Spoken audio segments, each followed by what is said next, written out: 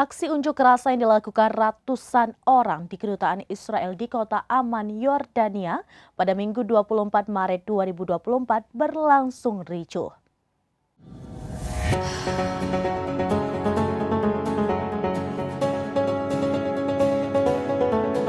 Aksi unjuk rasa yang dilakukan oleh ratusan orang di kedutaan Israel di kota Amman, Yordania pada Minggu 24 Maret 2024 berlangsung ricuh.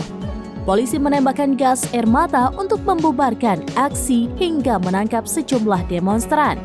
Dalam aksinya, massa berteriak memprotes adanya kedutaan Israel di tanah Yordania. Selain itu, mereka juga menyerukan Hamas untuk balas dendam dengan mengebom ibu kota Israel, Tel Aviv. Dilansir Al Arabiya, aksi unjuk rasa ini digelar sebagai protes atas penyerbuan terbaru Israel terhadap rumah sakit di Gaza dan meningkatnya kematian warga sipil. Yordania sendiri telah mengizinkan pengunjuk rasa damai berkumpul di kedutaan Israel setiap hari. Namun pihak berwenang mengatakan tidak dapat mentolerir segala upaya untuk menyerbu kedutaan atau menciptakan kerusuhan.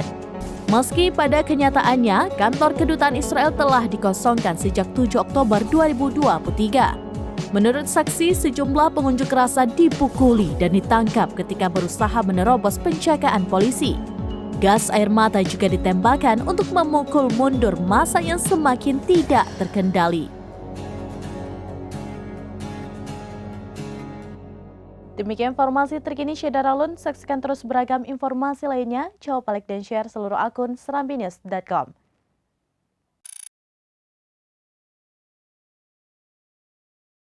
Download Tribun X sekarang. Menghadirkan lokal menjadi Indonesia.